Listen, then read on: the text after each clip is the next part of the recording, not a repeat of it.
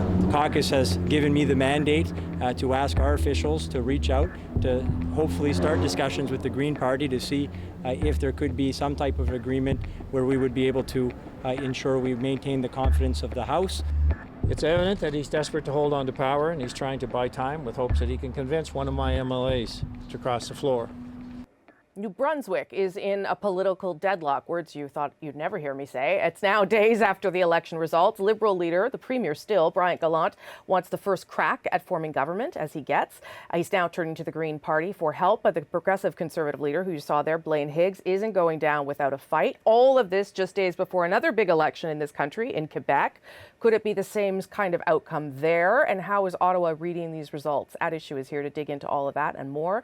Chantal Hébert is in Montreal, Andrew Coyne is in Toronto, and Althea Raj is here in Ottawa.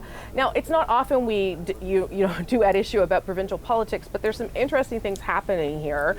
I think that we can look at writ large, writ federally. So let's start with what's happened in New Brunswick. And I'll put this one to you, Andrew. How do you think we should read these results? We know that the Liberals are going to try and hold on to power, even Brian Gallant saying maybe until Christmas.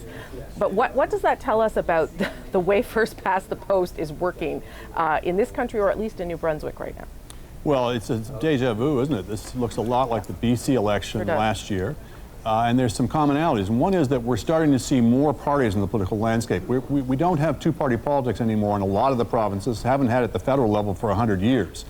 And first past the post is really suited to that. You get very clear results when there's a two-party system. But when you get 3 and 4 and 5, it starts to get really complicated. The vote splits get very strange. And you can get these kinds of results where, not always, of course, but where you have two parties with almost the same standing and this kind of showdown that comes afterwards. I think what's also interesting to point out is what's not happening. And you saw this in BC as well, which is not... You don't see the parties simply capitulating to one another. You don't see the larger parties simply giving the small parties whatever they want. And this is relevant because when people start talking about proportional representation as the alternative to it, they say, well, this is the scenario you'll get with these large parties and small parties, and the large parties will just give in to the extremist fringe parties. And the reason you're not seeing that happen here, as you don't typically, is they're all going to have to face election again. And if the large party is seen to have sold out to an extremist party, or if the small party is seen to have sold out to the large party, they're going to pay a price either with their supporters or with the electorate at large. So there's going to be a lot of negotiating, and everybody's going to have to put water in their wine. And so, Chantal, you wrote about this possibly playing out in Quebec because the election there is Monday. Things are very, very tight between the CAQ and the Liberals. And then people are starting to look at other parties that maybe they wouldn't have looked at in the past because they fear, they realize that a referendum is no longer in the offing. As you're talking, I'm going to put up our poll tracker so people can sort of see where things stand. But go ahead. Well, yes, but it's a mix of things. It's not just that there's not sovereignty in the offing and they're looking at other parties.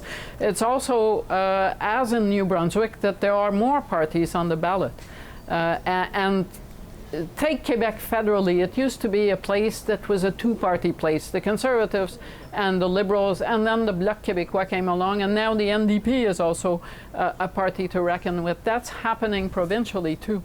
And from what we see in this election, at least, and I suspect it plays out in other provinces where the Greens have done well, is that the millennials, who are becoming the larger cohort of the electorate, for some reason have figured out, possibly better than we did, that to make a National Assembly or a Parliament work, you need a diversity of voices, that you don't need to vote to win.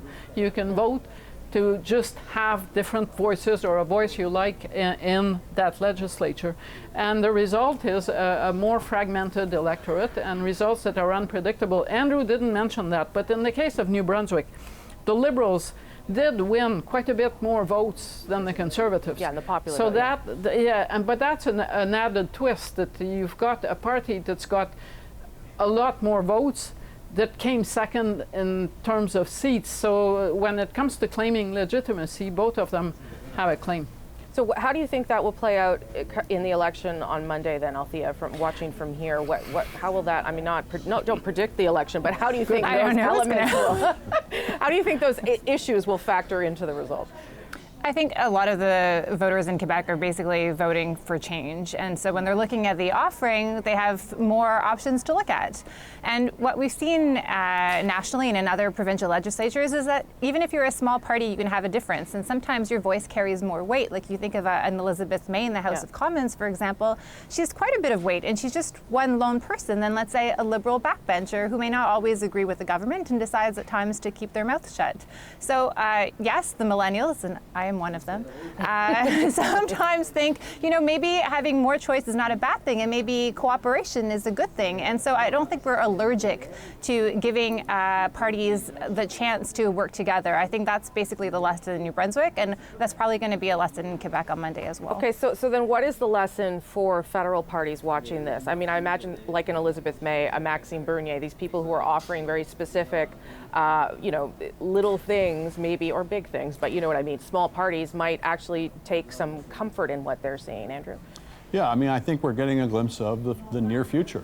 There are already 7 parties represented now in the House of Commons, if you include Maxime Bernier's People's Party and Aaron Weir's revived CCF. Yeah.